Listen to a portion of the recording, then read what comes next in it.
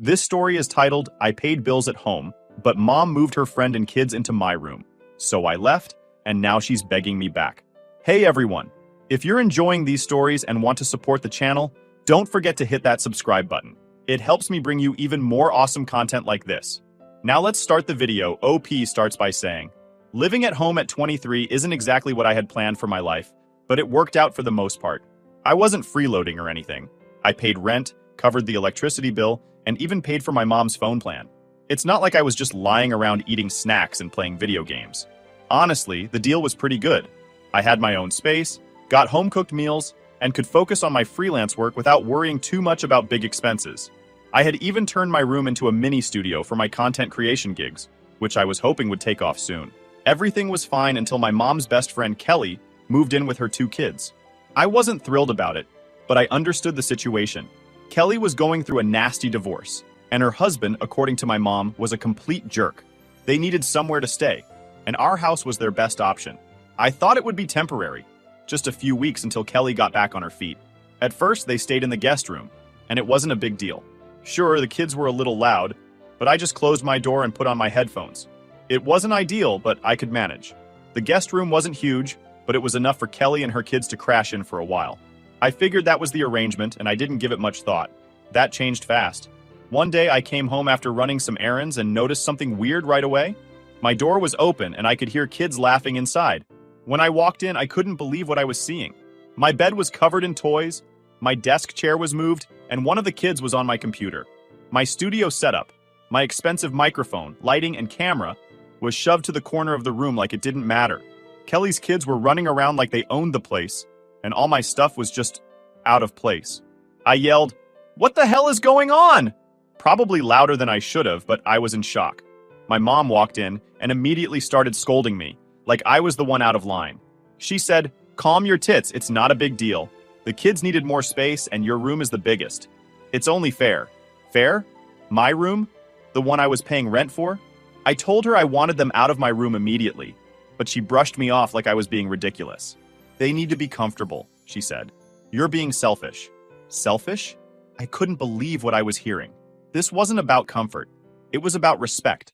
My room wasn't just a place I slept in. It was where I worked. My studio setup had cost me over $3,000, and it wasn't something I could just throw into a corner and ignore. I explained all of this, but my mom wasn't having it. "They're just kids," she said, "and they want to play on your computer. Stop making such a fuss." I shut that idea down immediately. "No way are they touching my equipment," I said. "If anything happens to it, I'm screwed." That's when Kelly chimed in.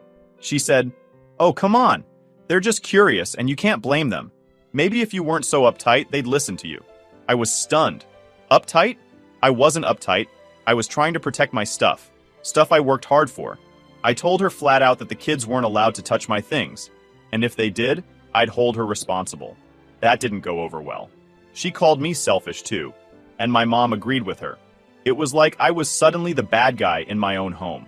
After that first blow-up, things in the house got tense. I couldn't believe my mom and Kelly were siding against me, especially when I was the one paying rent, but I figured they'd realize how ridiculous this was after they calmed down. The next day, I tried talking to my mom again. I explained how much my studio equipment meant to me, not just financially, but professionally. Freelancing isn't just some hobby, it's my job. Without my gear, I couldn't do my work, and replacing it would take me months, maybe even years to save up for. I told her, "Mom, I'm not trying to be a jerk, but this isn't fair. I'm paying rent for that room, and you just gave it away without even asking me." Her response? "You're being dramatic. It's my house, and I decide what happens in it." I was stunned. "Your house? I pay rent. I'm contributing here, not just squatting for free." She shrugged like it didn't matter. "The kids need space. Your brother's room is too small, and your sister's room is full of her things. Besides, your room has all that fancy stuff and they like it better." I couldn't believe what I was hearing. My siblings, both 15, had rooms that were perfectly fine. Sure, my brother's room was smaller, but it was big enough for 2 kids. My sister's room was almost as big as mine, and honestly, she barely used it since she was always out with her friends. But my mom wouldn't even consider it. "The kids love your room because it's cooler," she said. "All your fancy gadgets make it more fun for them." Fun? This wasn't about fun. My room wasn't some playhouse for Kelly's kids to mess around in. It was where I worked, where I relaxed, where I lived. I told her, if they break anything, are you going to replace it? Because I can't afford to. That's when Kelly chimed in again. Oh, stop being so paranoid. They're kids, not monsters. If you'd just let them play, they'd probably leave your stuff alone, I snapped. Let them play? On my $3,000 setup? Are you serious? No way. Kelly rolled her eyes and said, you're being selfish. This is a hard time for us, and you're making it all about you. At that point, I couldn't take it anymore. I turned to my mom and said, if they're staying in my room, I need to move my stuff out. I can't risk them damaging it. She laughed, actually laughed, and said, where are you going to put it? There's no space anywhere else. So I'm just supposed to let them trash my stuff? I asked, my voice rising. How is that fair? My mom just shook her head. Life isn't fair. You're an adult. You should be able to handle a little inconvenience. A little inconvenience? Being kicked out of my own room wasn't a little inconvenience. It was disrespectful. I was paying rent for that space, and now I couldn't even use it. And on top of that, I wasn't allowed to go into my room anymore. My mom said it was their space now and that I had no right to barge in. For the next few days, I tried to stay out of the house as much as possible. I'd hang out at coffee shops trying to get work done on my laptop, but it wasn't the same. Without my studio setup, my productivity tanked. I was falling behind on deadlines and my stress levels were through the roof. I tried one last time to reason with my mom. Look, I said, I'll make a deal. Let me move my setup into the guest room and they can stay in my room. That way, I can still work and they can have the space they need. She didn't even think about it. The guest room is too cramped for all your stuff. You'll just have to wait until Kelly gets back on her feet. How long is that going to take? I asked, frustrated. She shrugged. As long as it takes. You don't get to set deadlines for other people's struggles. I couldn't believe this was happening. It wasn't like I hated Kelly or her kids. I understood they were going through a rough time, and I was willing to help. But this wasn't helping. It was enabling. Kelly wasn't paying anything to stay with us, and now I was basically being pushed out of my own life to accommodate them. Later that night, I overheard Kelly talking to my mom in the kitchen. She was complaining about me, calling me selfish and immature. She said, he doesn't even understand how hard this is for us. He's just being a brat. My mom agreed, saying, he's always been stubborn. He'll get over it. That was the final straw. I realized they didn't care about me or my situation. I was just a paycheck to my mom and a roadblock to Kelly and her kids. They weren't going to listen, and they weren't going to change. The next day, I started looking for rooms to rent. It wasn't an easy decision. I loved living at home, despite the occasional drama. It was affordable, and I got along with my siblings. But I couldn't stay in a place where I wasn't respected. After days of feeling like a stranger in my own home, I decided enough was enough. It wasn't just about the room anymore. It was about respect. I was paying rent, contributing to bills, and trying to build a future for myself. But none of that seemed to matter to my mom or Kelly. They had decided my needs came last, and I was tired of it. One night, I sat my mom down in the living room. My siblings were upstairs, and Kelly was putting her kids to bed. So it was just the two of us. I figured if I could make her see how serious I was, she'd finally listen. Mom, I started, keeping my voice calm. We need to talk. She gave me a tired look. What now? I can't keep living like this, I said. I've been paying rent for that room, and now I can't even use it. You gave it away without asking me, and it's not fair. She sighed and leaned back on the couch. We've been over this. It's temporary. Kelly and the kids are going through a hard time. You're young, and you can adapt. That's not the point, I shot back. It's not about adapting. It's about respect. You didn't ask me, you just decided my room wasn't mine anymore. And now I can't even work because all my stuff is packed up or shoved into a corner. You're being dramatic, she said, waving me off. This is my house, and I get to decide what happens in it. That line again. Every time she said it, it felt like a slap in the face. If this is your house, I said, then why am I paying rent? If you're going to treat me like a guest, maybe I shouldn't be paying anything at all. Her eyes narrowed. Don't you dare pull that. You know I need your help with the bills. Then treat me like I matter, I snapped. You can't take my money every month and then turn around and tell me I have no say. That's not how this works. She looked at me like I was crazy. What do you want me to do? Throw Kelly and her kids out on the street? They have nowhere else to go. I shook my head. No, but there are other options. They could stay in the guest room, or they could move into one of my siblings' rooms. Hell, you could even rotate rooms so everyone takes turns sharing the space. But taking my room and locking me out of it? That's not okay. She crossed her arms. Your brother and sister are too young to share their rooms, and the guest room is too small for 3 people. Your room was the best option. No, it was the easiest option, I said. You didn't want to deal with the hassle, so you dumped it on me. At that point, I could feel my frustration boiling over.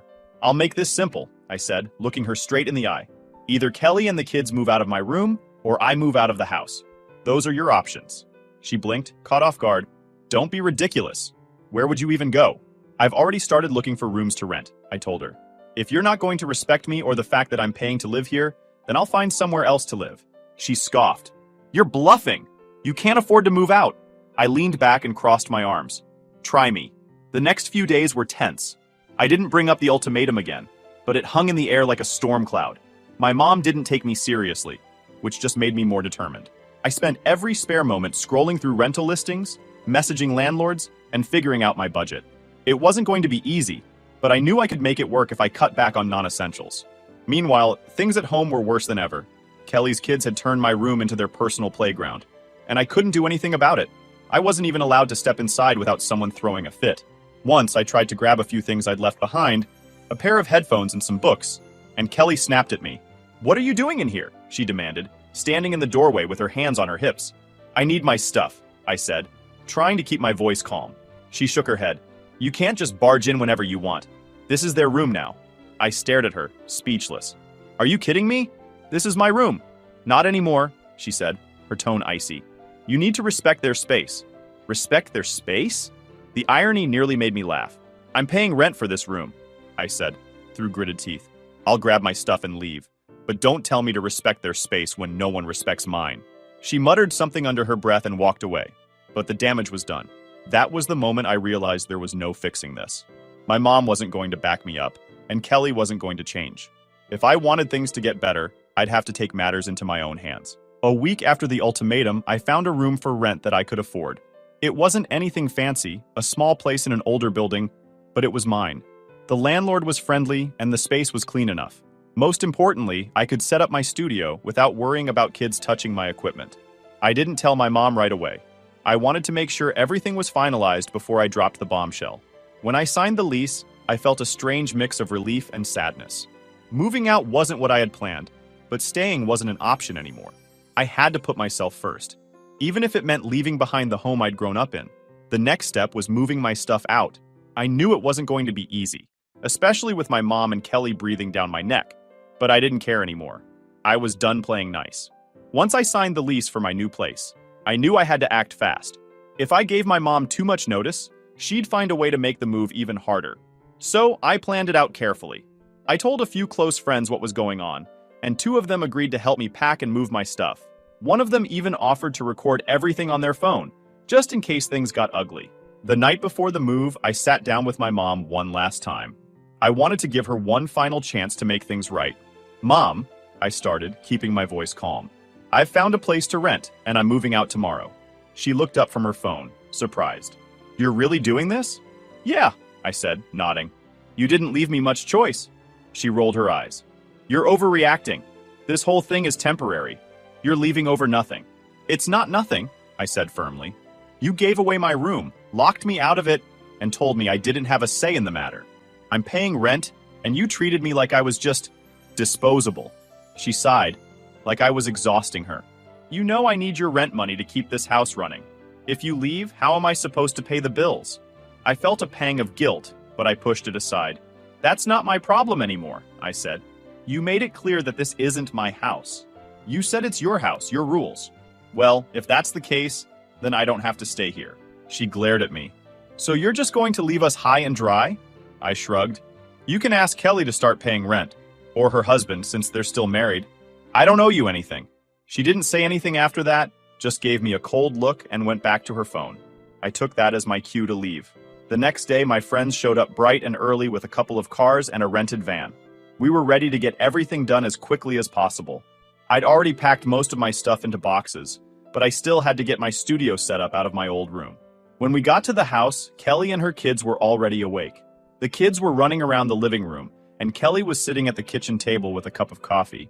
She gave me a suspicious look as soon as I walked in. What's going on? She asked, narrowing her eyes. I'm moving out, I said simply. Her eyebrows shot up. Seriously? You're leaving because of this? That's pathetic. I ignored her and headed upstairs to my room, or what used to be my room. When I opened the door, the sight almost made me sick. My bed was covered in stuffed animals and toys, and my desk was piled high with random junk. My computer, microphone, and camera were shoved into a corner, looking like they hadn't been touched in weeks. I turned to one of my friends. Start recording. He pulled out his phone and began filming as I carefully started packing up my equipment. Kelly must have realized what was happening because she came upstairs and started yelling. "You can't just barge in here and start taking stuff," she shouted. "This is their room now." I turned to her, trying to stay calm. "It's my stuff, Kelly. I paid for it, and I'm taking it with me." She crossed her arms. "You're being ridiculous. You're throwing a tantrum over a couple of kids needing space." "This isn't a tantrum," I said, my voice steady. "This is me standing up for myself. You and my mom have treated me like I don't matter, and I'm done with it."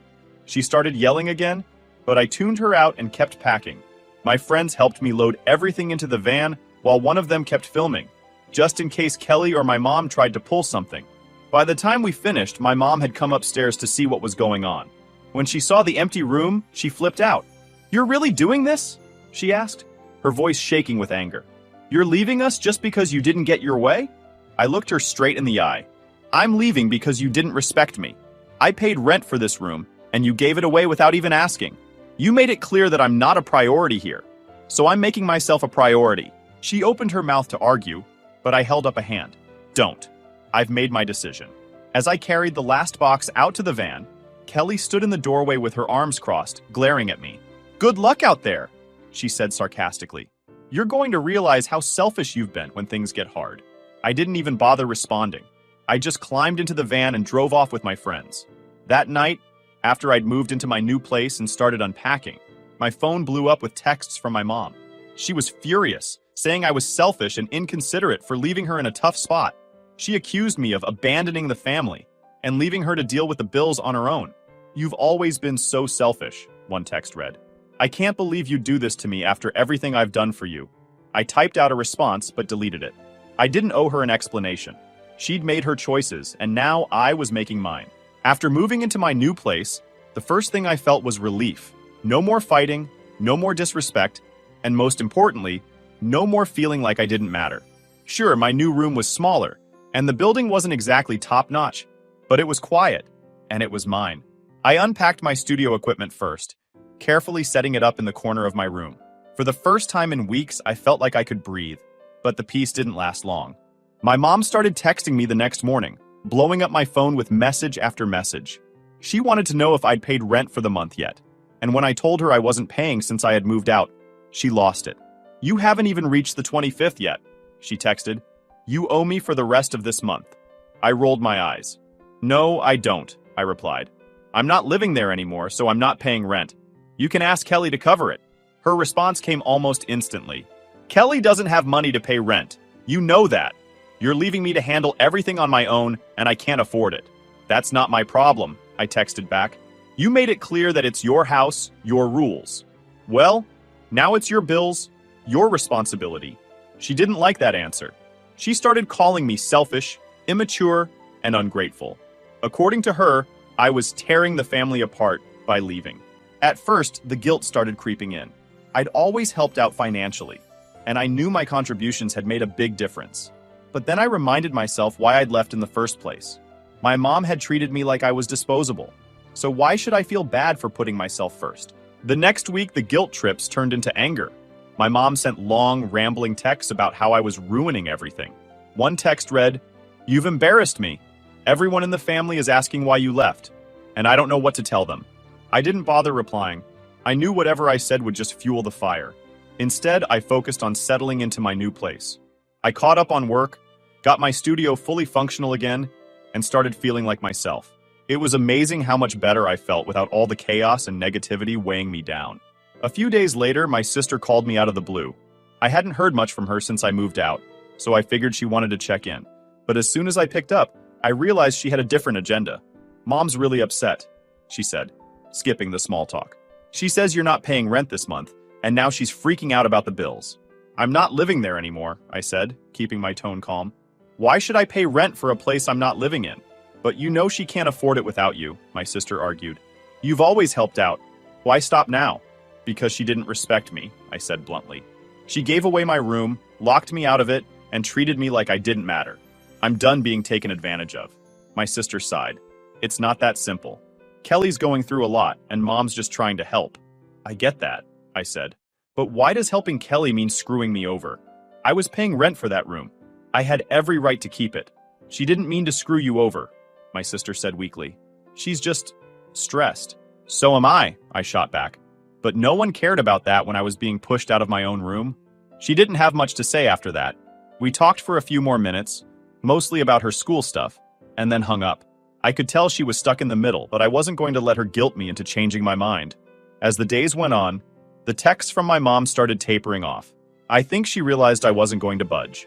But then she pulled one last stunt that made me glad I'd left.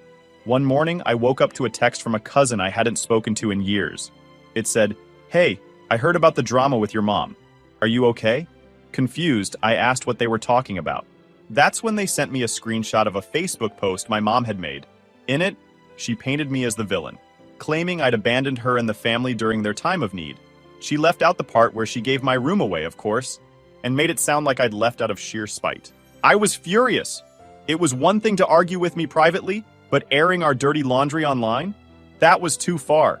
I didn't respond to the post, though. I figured it wasn't worth the effort. Let her play the victim if that's what she needed to do.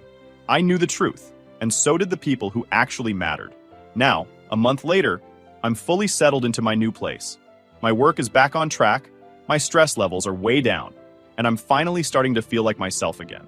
My mom still texts me occasionally, but I keep the conversations short and stick to neutral topics. I've learned to set boundaries, and I'm not letting her guilt trip me anymore. Do I feel bad about leaving? Sometimes, yeah. It sucks that things had to end this way, but I don't regret my decision. I deserve respect, and if my mom couldn't give me that, then I had to find it elsewhere. Moving out was the best thing I could have done for myself, and I'm not looking back.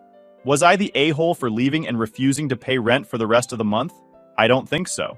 I tried to be reasonable, but my mom made it clear that I didn't matter as much as Kelly and her kids. At the end of the day, I had to put myself first. If that makes me selfish, so be it.